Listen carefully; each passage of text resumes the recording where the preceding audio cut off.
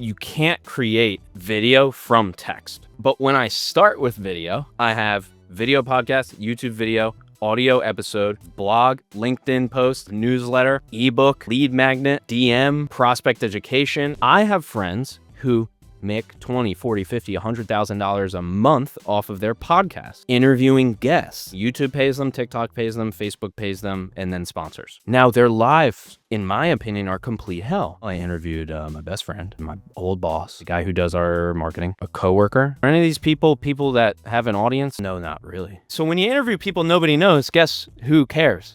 Nobody. The worst thing that you can have as a business owner is a successful podcast and an unsuccessful business. If you're a business owner who's going to launch a podcast, please make sure your business is where you want it to be at this time. Why do you think a podcast is the most versatile piece of content for businesses?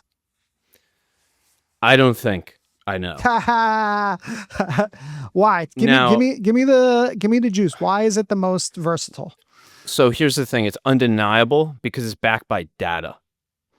Meaning that you can't create, unless you use AI and it's fake, video from text, right?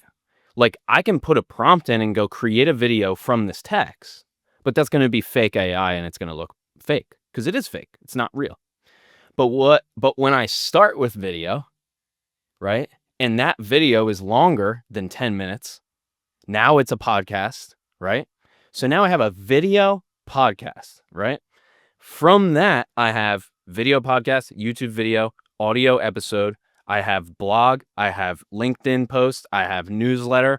I have ebook. I have lead magnet. I have DM. I have prospect education. I have prospect training. I have client education, client training. I have top of funnel, LinkedIn. I have YouTube shorts. I have Instagram reels. I have TikToks. I mean, what? And then those are just the ideas off the top of my head. Wow. In the world of like repurpose, there is nothing that's better for repurposing because of the potential for repurposing it into not just video clips, which can go across multiple platforms, but repurposing it into written content, repurposing it into newsletters, repurposing it into anything, really. Like you talked about lead magnets. How do you like manage all that stuff and like come up with a plan for it without like feeling like it's overwhelming? So let me caveat and say all of everything that I just explained only works if the input is good. True, right? That. You can't just make a podcast. I mean, you can. You could just make a podcast and then do everything I just mentioned, repurpose it into 40 different formats, and then release it, and then nobody might care. There might be nobody that actually cares. So what you have to do is you have to do it in a way that gets people to care and the right people to care, right? So that's what's called podcast strategy, right? That's where the intention comes in, right? And when we put in the right intention for the podcast and then design it that way, then we get the output, right, that we want. So that's the caveat. Now, how do you manage all of it? There's many different ways to do that. It comes down to your appetite, meaning your appetite for content production. Do you have a graphic design background, a video background, an audio background, maybe no background in production? Okay, so that means you're going to need probably more help, right, with those manual labor tasks. But I'll just make it clean and simple. There's a podcast producer. That's somebody who specializes in one thing, but also helps you with the other pieces of the puzzle too, right? So most likely there's a podcast producer calling me right now. So there's a podcast producer specializes in one thing. That's Andrew that's calling me. He specializes in audio. Now he hires out people to help with the video, help with the graphic design, right? Then you have a virtual assistant. That's somebody who's an order taker. You form them into a podcast producer, but just know that that's not really their job, right? Their job is to be an assistant, not a producer, right? Then you have a team. You can build this podcast team, right? This is what I use, right? I have a team. Everybody does one job.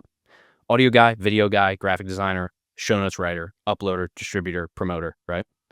And then the last option is an agency. So that's what we do at Podcast Principles. We are a podcast production agency.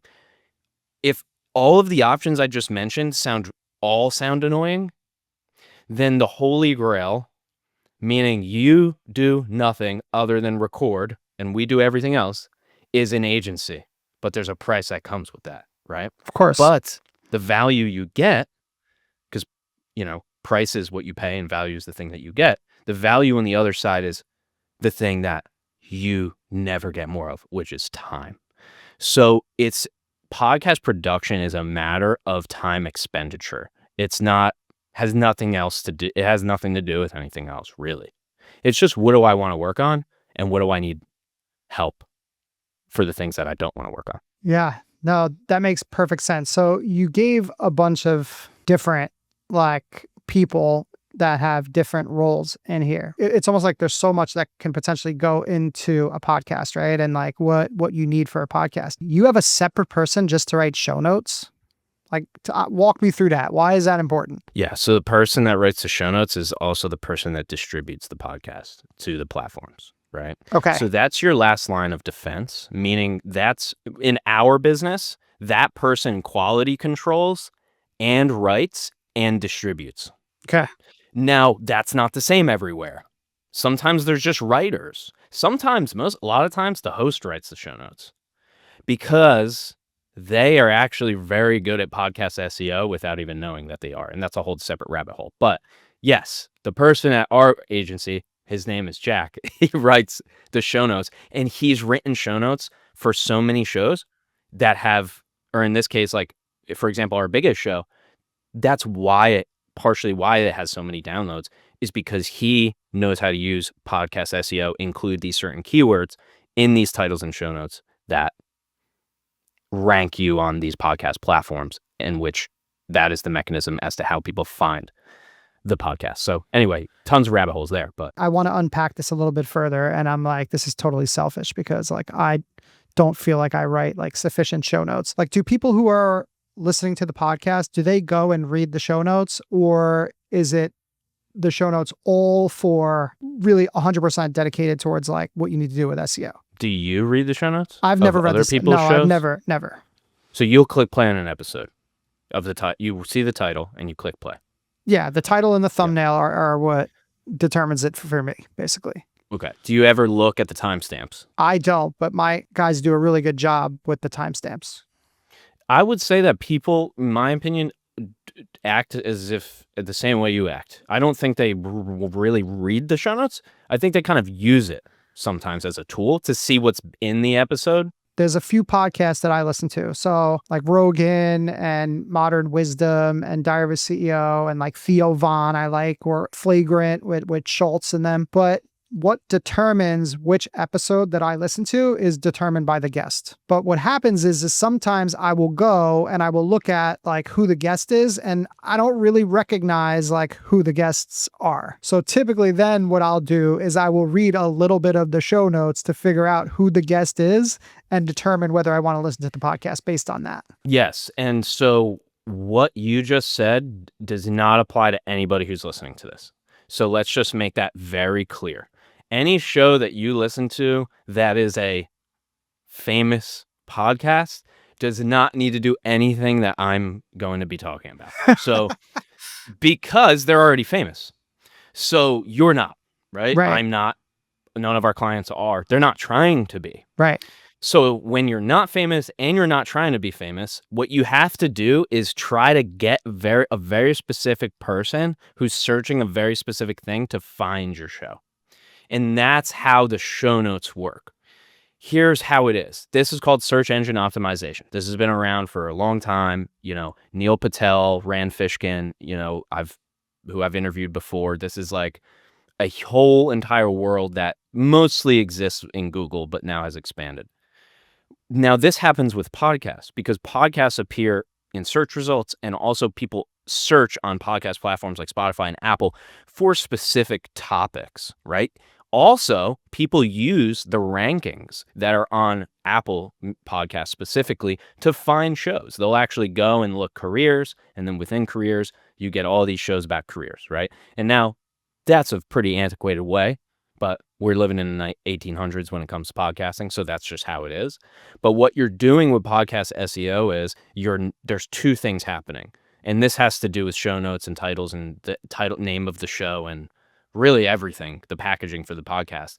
Two things. You're appearing in a search result. That's a result of podcast SEO. That search could be anywhere. That could be Google, Apple, Spotify. Number two, which is somewhat different, is you're ranking on an individual platform next to other shows in your category. So SEO, podcast SEO tries to accomplish both of those goals. And so that's why it's not easy to do. That's why people who are really, really good at it charge a lot of money. Now, because, for example, my friends, it's called Get More Listeners, right? That's their business. Anthony and Tig, they're two guys who do this. They've been doing this for a long time. There's a reason why they charge a lot of money, because they understand how these algorithms work. We do it at Podcast Principles too. So it's not that you have to spend a lot of money. It's that it's a skill set. And you can either pay somebody to learn that skill set, or you can try to learn it on your own. But those are the two goals that you want to achieve.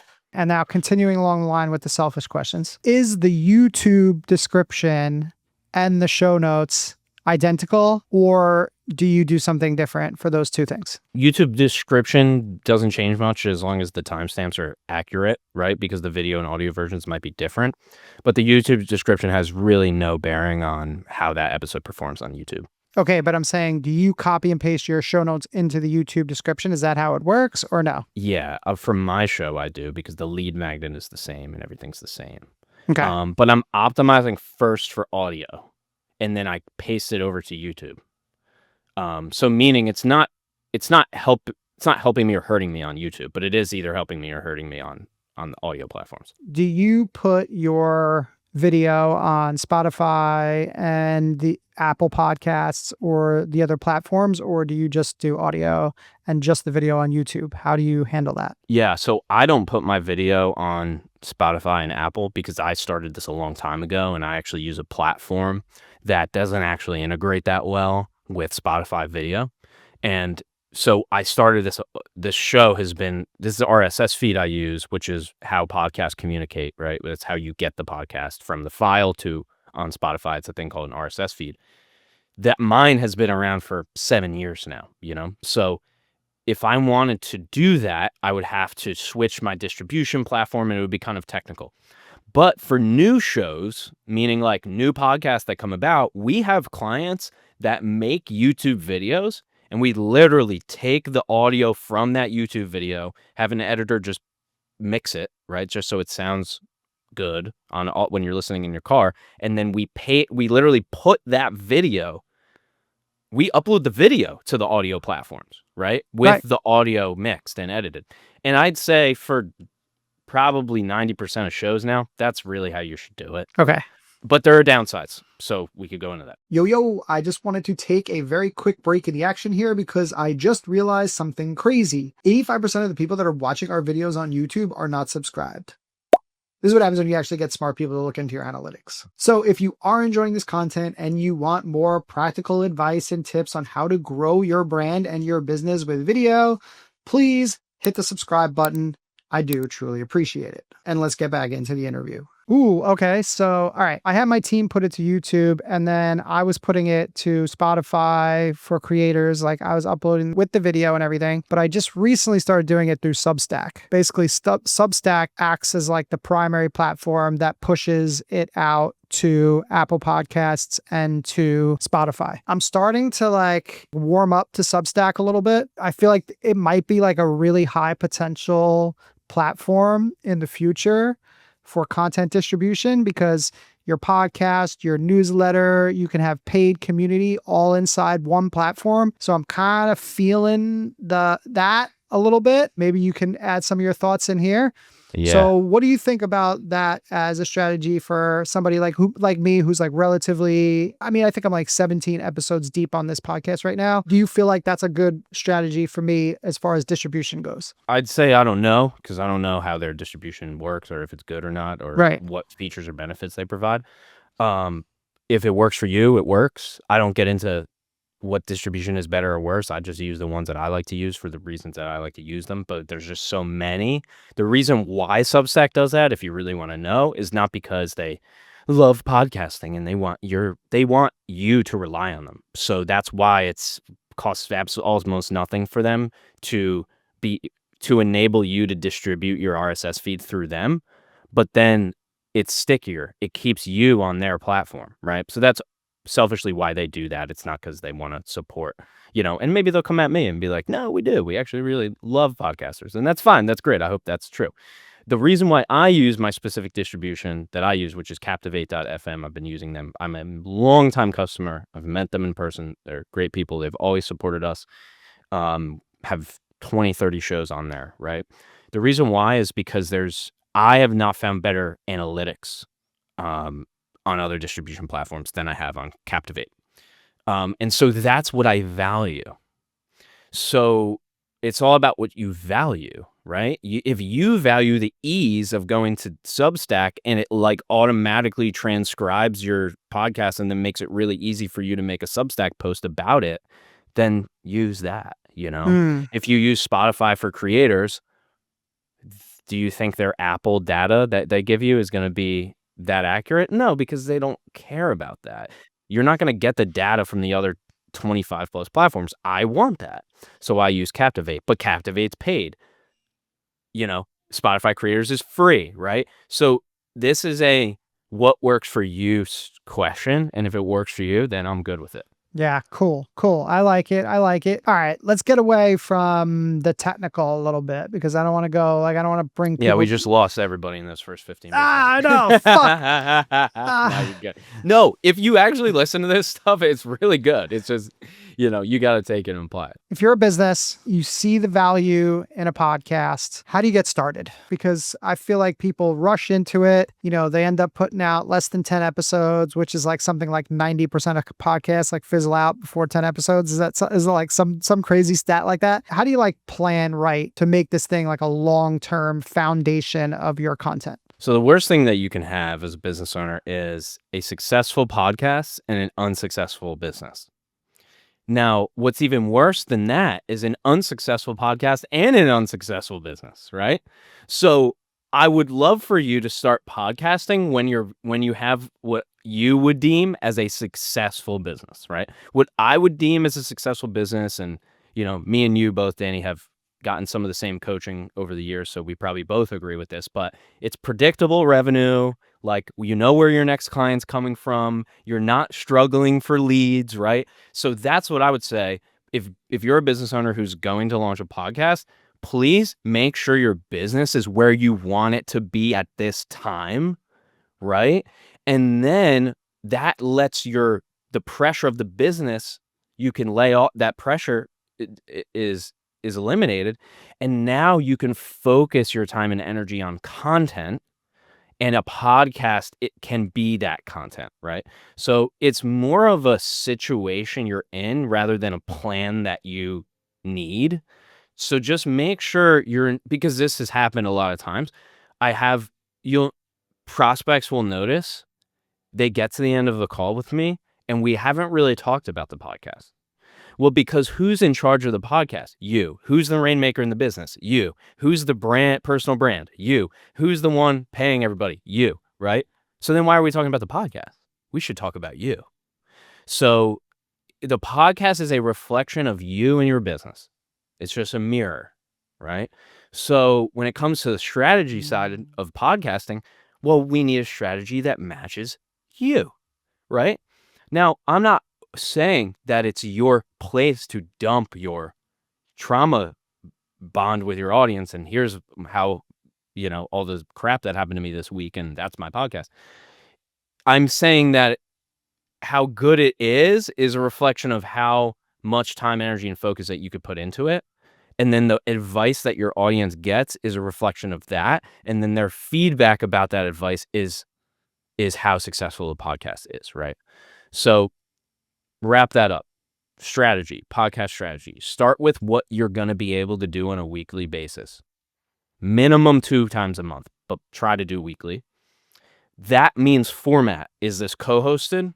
Do I want really do I want Danny to do I want to go in with Danny and he does short form video and I do podcast and we do a podcast together, right? Meaning that, doing it solo stresses me out. Or maybe do I want guests where I don't have to be the guy that's that's talking all the time, right? And so then maybe I'm a guest-based show is good. Now, how do you test all this? You fucking test it. You get your buddy who's a vendor, he's a SEO specialist and you're a ghostwriter, and you guys get on together and do an episode about whatever. Then you interview somebody who you know. You do that. Then you do a solo video talking to the camera. And you do those 3, and then you go, which one would I love to do every week? And there's your podcast. I was telling you that I just did a solo episode, and I haven't done a solo podcast in maybe like 4 years. I asked my editors to do it completely unedited, uncut. I've been getting like some really good responses on it. I just put it out. A solo podcast is hard, but I also think that it's probably the best way to go, because one of the things that I see about people with podcasts, business people that do interview podcasts meeting, right, is they are constantly showcasing everybody else's business but theirs. Have you seen that strategy where like people are doing interviews and have it backfire on them? Oh, yeah, of course. Well, here's the thing. They do interviews and they go, hey, we did all these interviews. It's not working. I'm like, okay, who did you interview? Well, I interviewed my best friend. I interviewed my old boss. I interviewed the guy who does our marketing. I interviewed a coworker, and I interviewed a client. Okay, so are any of these people that have an audience or people know who they are? Oh, well, no, not really. Okay, so when you interview people nobody knows, guess who cares? Nobody. Nobody cares because nobody knows who they are. Nobody knows why they should listen to them, right? So it's not a matter of our guest-based podcasts, do they not work? They do work if you know why you're having guests on, right? If you just go and interview random people, then that's what you get. You get a ton of random interviews. There's no real strategy. Now, I have friends who make $20, $40, $50, $100,000 a month off of their podcast, interviewing guests. I'm talking YouTube pays them, TikTok pays them, Facebook pays them, and then sponsors, right? Now, their lives, in my opinion, are complete hell because I don't want to work 16 hours a day. I don't want to not have a life. I don't want to be reliant on getting the next guest who has more clout than the last guest and then asking them questions that people on the internet want to hear right now because it's hot. I just don't want that life, right? Now, it works, just not for me, right? So, yes, guest-based podcasts work very well, actually really well, right? But, if you look at Stephen Bartlett's profit and loss, and then look at one of our profit and loss, and then you look at net profit percentage, we might have more net profit than Stephen Bartlett's podcast, right? Percentage wise. So it's not a matter of like better or worse. It's just pro con. It comes back down to what my answer to everything, which is like, what do you want out of it? And then we'll figure out what the podcast should be. And if showcasing other people doesn't get you what you need to keep going, then maybe don't do that. What is the strategy for an interview podcast that is more niche and is more designed to drive client revenue as opposed to just drive massive amounts of views? Yeah, I mean, if you're going to design it for a business purpose and you do want to interview people, I would run, a version of our system. I would have only guests that are clients. I would have 1/3 of the content be that. I would have 1/3 of it be solo. And then I'd have 1/3 of it be co-hosted. And that's how I would run it. I don't now, okay, that's how we would do it. There is a world where you can do account-based podcasting where Danny interviews 50 people a year that aren't clients. 10 of them become clients by the end of the year, and then that pays for the podcast and then some. Okay, I'm not opposed to that. I don't care. It's not illegal. So what's wrong with that? Now, I don't do it, but it doesn't mean you can't do it. So those are your options, really, if for a guest show, unless you're doing it as like a brand play and you have here's the last version.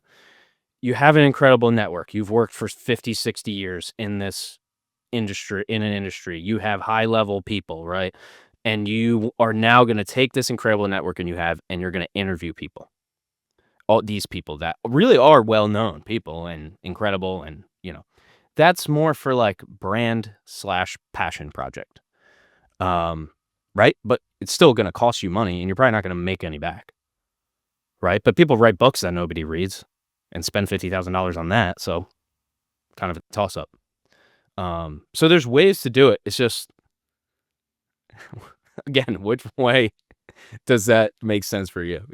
Yeah, totally makes sense. Let's think about this for a second, because Mhm. I feel like I'm kind of in multiple lanes here. So I'm doing mainly interview podcasts, and I'm bringing in people that I see as experts in different areas, and so that I can expose my audience to these new experts. So I'm helping, obviously, to get these experts visibility, but at the same time, I'm also going to get in front of your audience, because if you share this podcast out to your audience, now I'm introducing myself to that audience too, right? When you are the person that is running an interview show, and like that is the play, how do you need to act, or is there any kind of actions that you need to do inside of that podcast that make it mutually beneficial for you and that person who is your guest? Like, you could take advantage of their audience and start to build some connection to that audience too. No, not You really. can't, there's nothing you can do. No, there's things you can do, but you can't expect them to work. Okay. So what you're saying is, hey, man, I want you to be on my podcast, right? And I'm like, okay, sure, Danny. Then I'm on your podcast, and you're like, hey, man, can you like expose this when you were on my show to your entire audience? And I'm like, no. Now, after that point, there's nothing you can do. Right. My reason for not doing it, it doesn't matter. It could be because I didn't like how you edited the clips. It could be because I have my next 3 months of content planned out, and that's going to mess that up. It could be that my Instagram has to just be a certain way, and these clips just don't work for that. It could be that I don't want to promote you. It could be that you asked me to be a guest on your show, and now you want something from me. My time is enough, right? So I'm just playing devil's advocate on this. Sure. So what I did, now that's the devil's advocate, which is not that positive, to be honest. And of course, I'm going to share this. Of course, this is a partnership between me and you, right? That's what a great interview is. Really, it's a partnership. Now, yes, there are things you can do, though. Number one, frame it as they're the talent. So frame it as, we have a high level podcast production happening here, and we've selected you to be the talent. You're the actor. You don't own the show. You didn't write the show. You don't produce the show. You're an actor, a hired actor that is going to be the talent on this podcast, right? Now, here's what we need from you. If you'd like to be the talent, which is free of charge, right? So you're getting a lot of value, right, that we are providing. Here's what we need you to do. We need you to promote this episode on these channels. We need you to promote these clips. We need you to put out this teaser. We need you to post on this day. But here's the thing we're going to do. We're going to customize all of this for you. So you tell us what the clip should look like. You tell us what colors you want the teaser to be. You tell us when you can actually promote it and when it fits in your schedule, right? So you work with the interviewee or the guest as a partnership with them. And that's how you get them to expose you to their audience, is when it's done as a partnership. There's a reason why when I started a podcast that nobody knew, right? Interviewing people that nobody knows, there's a reason why the clips got hundreds of thousands of views. It's because I had a partnership with that guest and they trusted me on what I was asking them, and they trusted themselves on what they were going to answer. And then I created a clip that anybody could watch and either agree with or disagree with. And then I sent it to them and said, here's the clip. Are you ready for us to post this together? Right. And then sometimes, no, they weren't. Sometimes they didn't want that opinion out there for 100,000 people to see. But when I went to them and said, here's the title and thumbnail combination that I'm going to use for your episode, and they said no to that, then I said, okay, but would you rather have 1,000 views or 10? And they were like, well, you're right. Run it. And then I run it. And then it does get 500 views. Okay, nice. So it's how I look at it is really that partnership. You're not expecting the guest to do anything. But if you approach it like a partnership, then they'll approach it like a partnership. And now we're working together. For example, I got caught up with clips. I actually didn't have enough. I have a full-time editor who literally could not even make my clips, right? So for our episode, Danny, I didn't promote that episode yet because I want to have the clips from our episode and I want you to feel good about them and me feel good about them. And on the same day we post them, right? Right. And it's a partnership, right? So I'm not using you because you have followers and I want no, we're doing this together. So that's how I look at it. And that's how you could look at it. Don't expect, but have that intention, and most people respond to that positively. Yeah, and then there is some level of like set that expectation with somebody prior to them even agreeing to be on the show. Oh, yes. So we do this we've had guests that are not some of my guests, but mostly clients' guests that have 3-4 million subscribers on YouTube, right? Maybe 250,000 followers on Instagram. Before we even record, we go, hey, what's it going to take for us to do a collab post? We know it's going to do 50, 100,000 views on Instagram. Then they let us know. Oh, just send me the clip. We don't care what it is. We'll promote you guys. We don't, because, right? They probably have been friends for 15 years, right? It would be weird for them not to do it. And guess what? When we post that, and if you want to look up, his name's Brian Sims. Look up Brian Sims. He was a congressman. Look up his Instagram account. Then you'll see clips from Jim Fielding, our client, their episode that have 20, 30, 40, 50,000 views because we set that collab post up way before we even hit record. I like the way that you phrased it though. What do we need to do to make you want to promote this episode? Like, what do we need to do to make sure that you share one of those clips and tag us in and feel good about it? Right? Yes. I really like that, man. Let's go to work. Yeah, I haven't done that with my guests, really. All my guests have been gracious enough to share the episode, and some of them have wanted to tag me in some of the posts that they've put on their platforms and everything like that. But I haven't been setting that expectation and doing a good job of, again, like saying to them beforehand, what do we need to produce that you would feel good about sharing with your audience? Because that's the whole idea, right? Yeah, so that's cool. And an easy way to do it is I used to have a guest form, and the guest form, right, would say, are you able to promote these episodes on your social media account? Yes. If yes, then what forms of media are you open to promoting on your social media? Images and videos. Okay, so they click image videos. Great. Now, when we give you these images and videos, would you like to approve them before we post them and before you post them? Yes.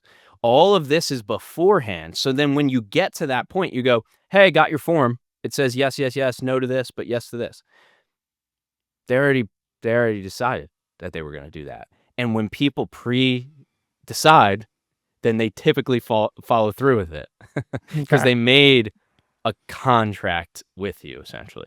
Got you. Where do you think podcasting is going in the next couple years? Where do you think it's headed that it hasn't been doing in the past? Yeah, so I'd say full feature film production level for big podcasts.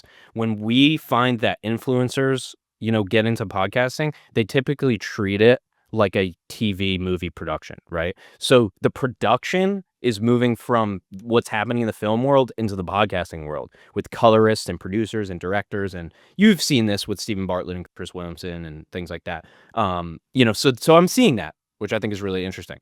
AI podcasts, not fucking happening. You've never listened to one. You're probably not going to listen to one. Just saying, right? It's not, we thought it would be cool. It's like all this AI shit, right? And then you realize, wait, AI is actually just acts like AI and humans act like humans, right? So if you want humans to be your audience, just make a human podcast. Now, if you want AI to be your audience, make an AI podcast. And then number 3, which is an interesting thing that people don't think about, is if you have video for your podcast, either on Spotify or on YouTube, I would bet 75% of the people watching are watching it on a TV. So do with that what you wish. Very interesting. I wouldn't have thought that. I would think that more people would be watching it on mobile, but maybe if it's because it's long form. And why would you make a movie-like production style if people aren't so going to people watch it can on the watch big it on a screen? TV? Yes. All comes around. Okay, cool. And live. Okay, number 4 though, live podcasts. Right? Do an in-person podcast and have a physical audience. Anyway, I think that's super, super underrated. Very underrated. Very interesting. Okay, cool. Big podcasts. Who do you like? Do you listen to any of them? Yeah, of course. Classics. I mean, I'm here because of Rogan. Wouldn't be here without him. So just letting you guys know. I know it's cliche. I know everybody says it. I've been watching him since 2014. So do the math on that. Tim Ferriss, huge. Like it's like Rogan, but for business and habits and lifestyle. So I love that. The Game, of course, Hormozy. His free content is great. I don't need the paid stuff. I don't need the course. I don't need, the $6,000 book. The free stuff is good enough. He gives enough away. Give you one that you probably wouldn't know is Two Bobs. It's called The Art of Creative Entrepreneurship. 2 guys. One of them does mergers and acquisitions. The other one does sales. And then they talk about all of these things when you have a creative agency.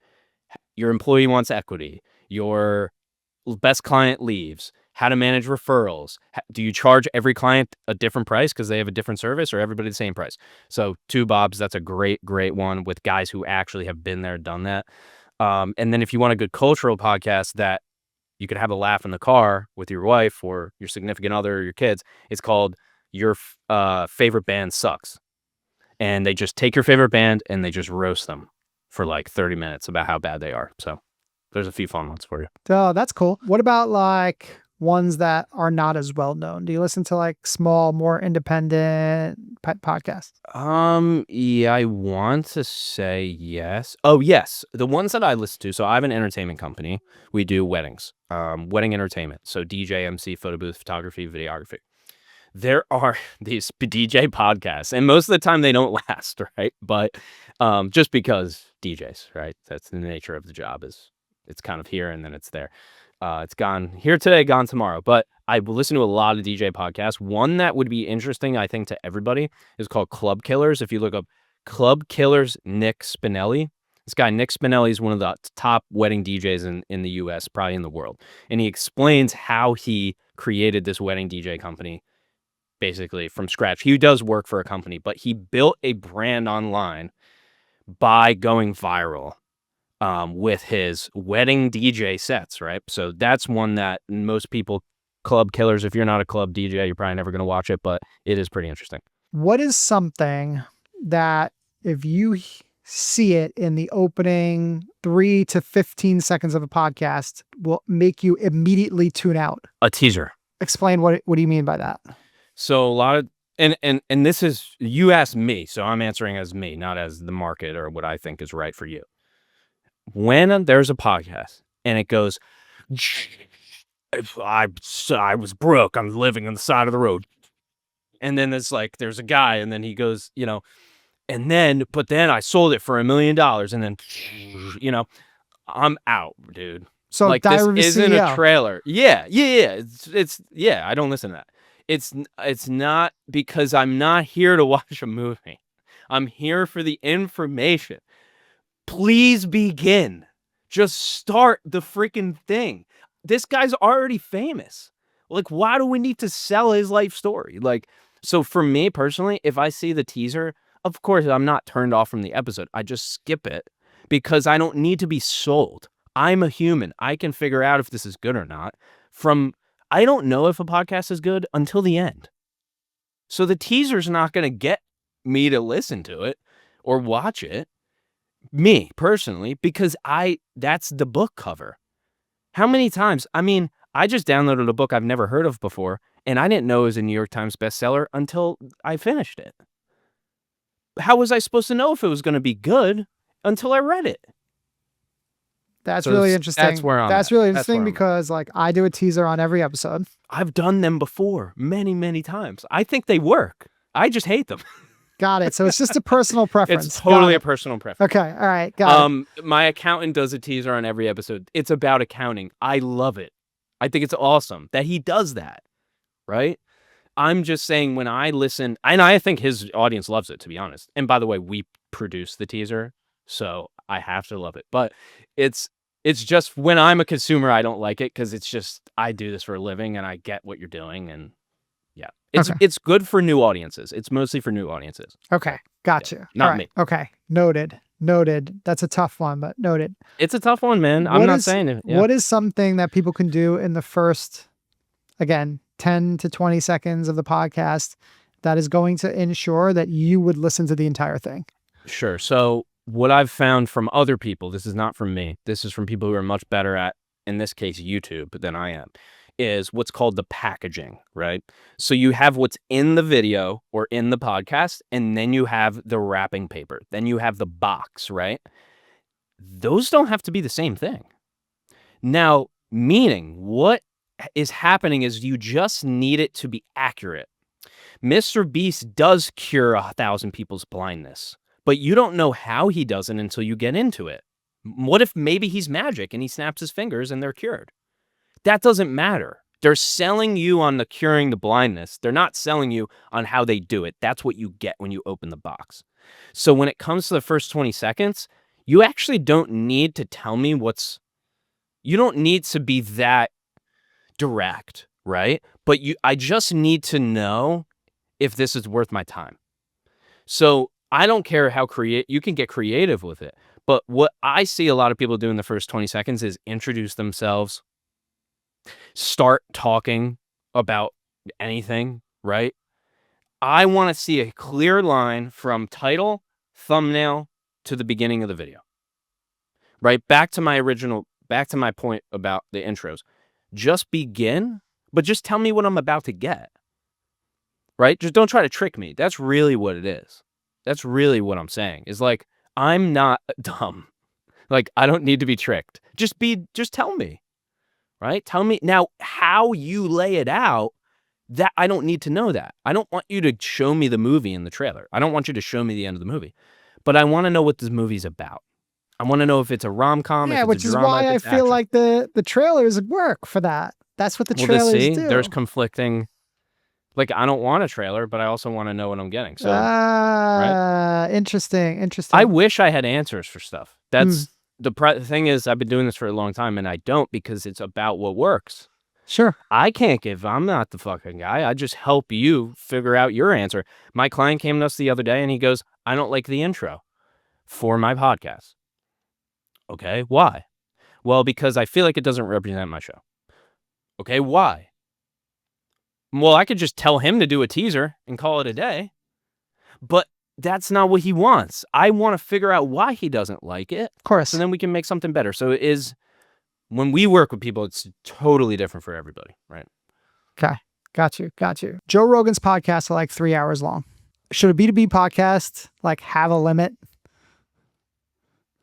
Probably because it's not that interesting. I mean, we can't be talking for like nobody's going to listen to somebody for 3 hours. Yeah, but somebody might, but that's a thing. So very few. Listen, this is a question. It has to be as long as it needs to be to get through the information. But Joe Rogan's podcast is not about information. It's caught, not taught, right? You listen to 3 hours and you catch a couple things. That's how it works. It's background music. You're not active. You're not actively participating, right? Right. So you have background music and you only pay attention when it's a song you know, right? So Rogan's podcast is a cultural podcast that is background music where you catch a couple things by the end of the episode, where you fall in love with the guest, or you love one or two stories, right? Whereas a B2B podcast about financial wealth management there's not much being caught there, right? You're probably going in for some sort of information, right? So it's just two different mindsets. I listened to two Bob's podcast to learn about employee succession planning and how to think about that. I listened to Joe Rogan because I want to see if I like this comedian or not. I've listened to I've seen a couple clips. Okay, let's see if I actually like them. It's not really much else mindset going on there. Yeah, got it. And that's more of like, I'm going to watch it in the background kind of thing, as opposed to like another podcast where it's like, no, I'm putting on this podcast for a very specific reason because I want to learn this information, right? I got you. Yeah, I'm listening to, how to increase your close rate by 30% because that's what I want to learn how to do. Like that could be an Alex Hormozi podcast, right? I can tell you how to do that immediately right now. Video testimonials. Yeah, boom. There you go. But so you make an episode going how to increase your close rate by 30%, and then in the episode you go, here's how you do the video testimonials. Now I didn't watch that because I want to learn something about Danny. I watched it because I want to learn how to do that. All right, next episode, how to increase your close rate by 30% in the next 90 days using video testimonials. That's the I love it. Man. All right, Ryan, it was good to see you, man. Always. Give people a little bit about like where they can find you. Yeah, sure. So Ryan R. Sullivan, use the R. By the way, if you do Ryan Sullivan, I am on page 2 of Google now, so I'm working on that. That's been a 26 going on 27-year journey. So Ryan R. Sullivan, just Google that. I'll come up with the R. That's my YouTube channel. That's my LinkedIn, and one of the most creative podcast names in the world called The Ryan Sullivan Show, if you want to check that out. And then if you find my Instagram account, my personal Instagram, then you can see me rapping. You can see me wake surfing and falling off that board, or you can, you play guitar. You do that I play guitar. I DJ. DJ some weddings on there. So yeah, if you find that, that's kind of the catch-all. You are a man of many talents. All right. What's the best place for people to reach out to you though? LinkedIn? Oh, absolutely. LinkedIn. It's the it is my savior. It is. This is crazy that this is our life, but this is where we are. But no, I post every day. Everything that I do and we do for podcasts and for businesses is out there for you on LinkedIn and on our YouTube channel. We don't hold anything back. And if you need custom one-on-one help, then we're here if you need it. But everything's out there. Go for it. Go record a podcast, have fun, and make some money in the meantime. Beautiful. All right. I love it, man. I will see you. And thank you for helping me set this podcast up, because this podcast wouldn't exist without your input. So I appreciate you, man. I will catch you again. You'll come back and hang out again sometime. All right. I'd love to, man. Thank you, Danny.